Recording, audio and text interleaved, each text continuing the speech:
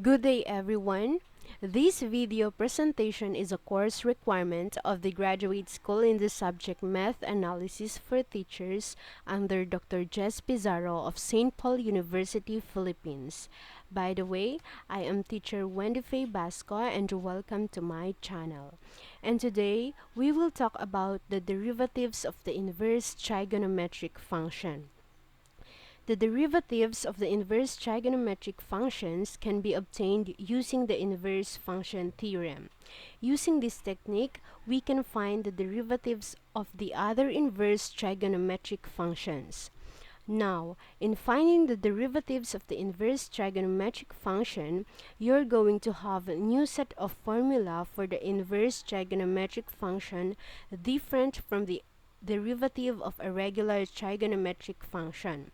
So you can see that we have different set of formulas that you need to memorize so you can perform the derivatives of the inverse trig function easily.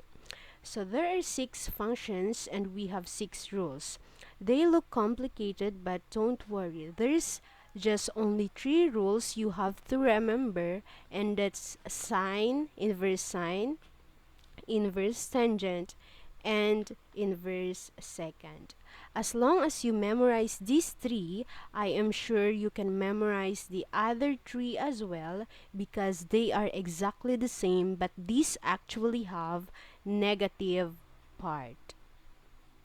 And a good way you can connect these two is sine and its co-function cosine. Those are the ones that are the same, but cosine has the negative part. Same as with tangent and its co-function cotangent, in which cotangent has the negative part, and also with secant and its co-function cosecant. Now let's have the first example. In this case, we are going to find the derivative of y equals the square root of tan inverse x. Before we can use the formula, we always simplify the function into an exponential function so it's easier to derive. So in this case, the derivative of tan inverse of x raised to 1/2 requires chain rule to be able to simplify our function or to find the derivative of the function. So u is tan inverse x, and the derivative of that one using the formula is 1 over 1 plus x squared. And using chain rule, y prime is equal to 1/2 times u, which is tan inverse x raised to 1 negative 1/2 times du, which is 1 over 1 plus x squared. Now, this derivative right here is already acceptable because you perform chain rule and you also use the formula for finding the derivative of tan inverse. So for us to simplify, we know that this is a negative exponent, so we'll put it down here in the denominator. So the final answer now is y prime is equal to 1 all over 2 times the square root of tan inverse x times 1 plus x squared. Let's have another example. We need to find the derivative of f of x equals sine inverse 5x. So we're going to use the set of formula for the derivative of inverse trigonometric function again.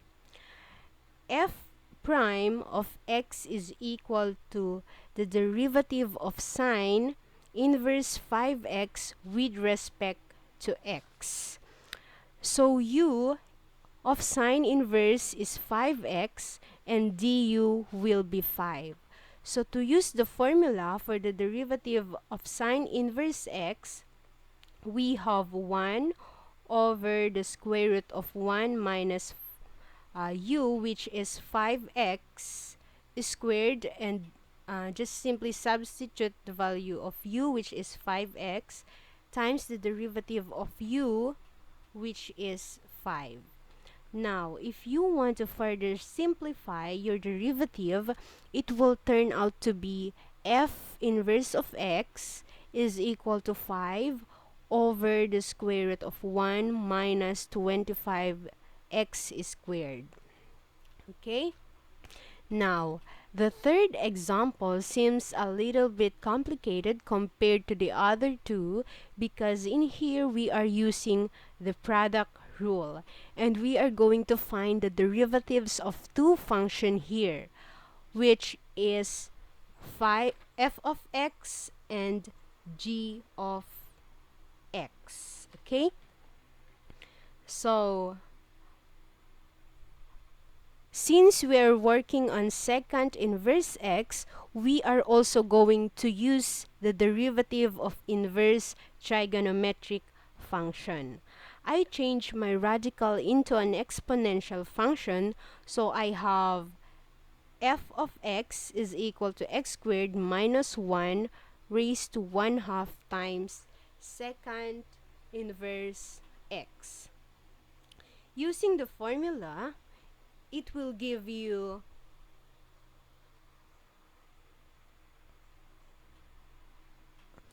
using the product rule rather, I simplified all the terms so you can see all the steps are working.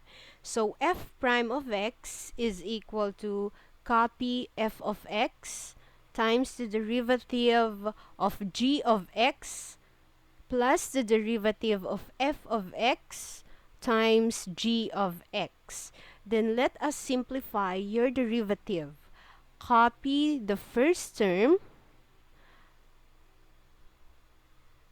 times the derivative of the secant inverse x.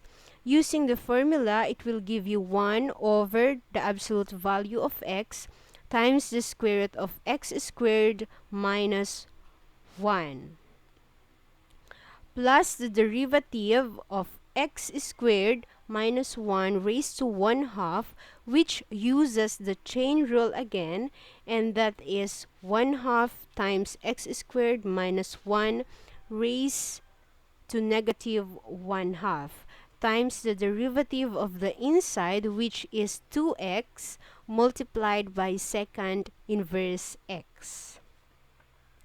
To further simplify, we can combine these two together. That's why we have square root of x squared minus 1 over the absolute value of x times the square root of x squared minus 1. Plus, we can get rid of 1/2 and 2. That's why we're not seeing 1/2 and 2 here. So, this is a negative exponent. So, I place it here in the denominator. And secant inverse x is positive. So, it's also right here. So that's the final answer. F prime of x is equal to the square root of x squared minus 1 over the absolute value of x times the square root of x squared minus 1 plus x times secant inverse x all over the square root of x squared minus 1. So that's all for today. Thank you for listening, and I hope you learn a lot today. Happy learning. Thank you.